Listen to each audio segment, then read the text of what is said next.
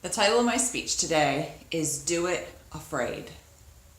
I'd like you to close your eyes for a minute and think about what one thing would you do in your life if fear was not an issue? For me, if you would have asked me that question 2 years ago, my list was long. I was afraid of flying, of germs, of crowds, of people.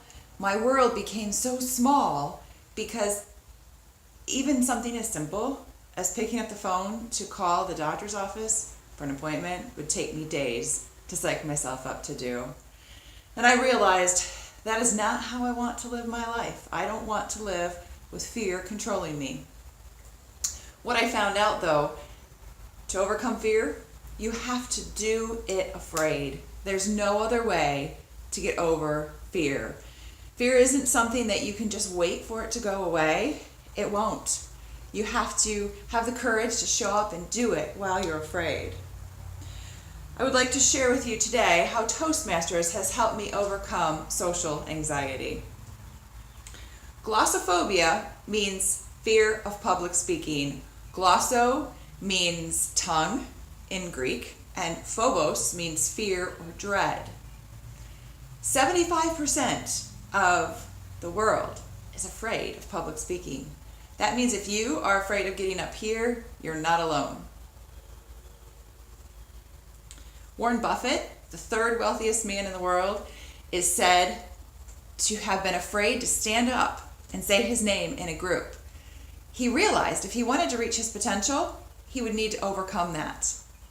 He did, and his potential, $65 billion.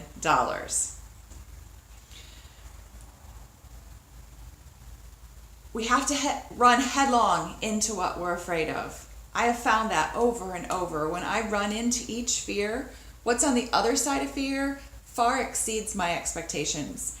And Toastmasters was not any different. I joined Toastmasters so I could be more confident to stand up here and not be terrified. I gained the skills and the experience to do that, but I also gained many more things. And I'd like to share with you today 3 things that Toastmasters has given me that I was surprised to find. The first one is confidence. I now can walk into a room with my head high, my shoulders back, and a smile on my face. That is a long way from the shy girl that I used to be. I used to be afraid of what people would think of me. I used to be afraid of failure. So I would either overachieve or not try at all. I've learned to show up and give a speech is a win. It doesn't matter if it's perfect. Nobody's perfect. We're all human. No speech is perfect. I just show up, do my best, learn from my mistakes, and move on.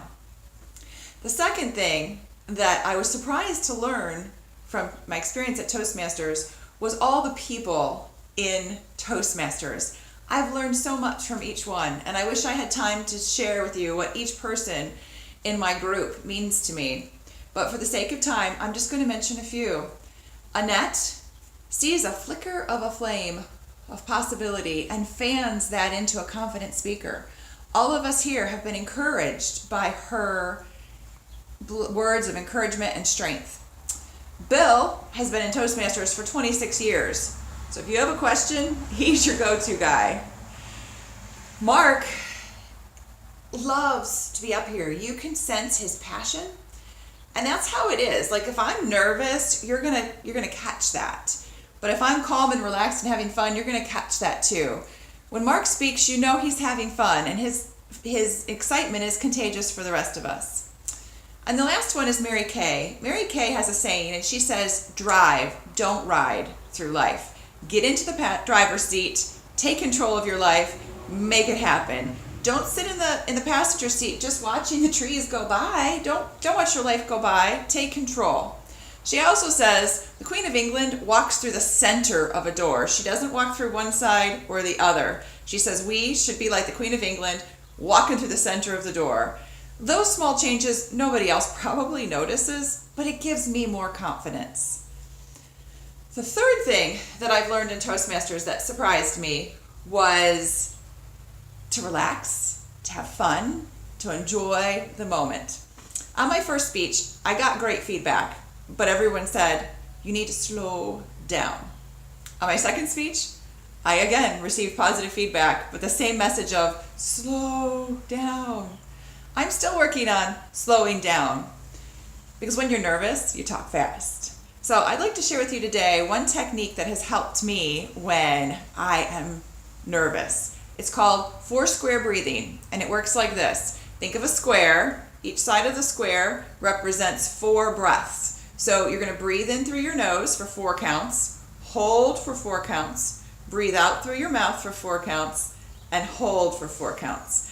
You can do that over and over as many times as you need to help get the confidence you need. In Toastmasters, I have learned many things that far exceeded my expectations, and I'm glad I showed up and did it afraid, because I have great friends who I've learned from, and I'm a better person because of being around. I have more confidence, and I'm able to live more presently in the moment and enjoy life. Think back to that question I asked you a few minutes ago. What's the one thing you would do if you weren't afraid? My heart is that you would find freedom on the other side of your fear, just like I found freedom on the other side of mine. Maybe it's public speaking. If it is, we would love to have you join us at Toastmasters. Maybe you want to join Toastmasters just to gain the confidence and the friendships and the things that I've gained here as well. But maybe it's something else in your life. What is that thing that you get that pit in your stomach and you're kind of stuck and you're not moving ahead? I would challenge you today to do it afraid.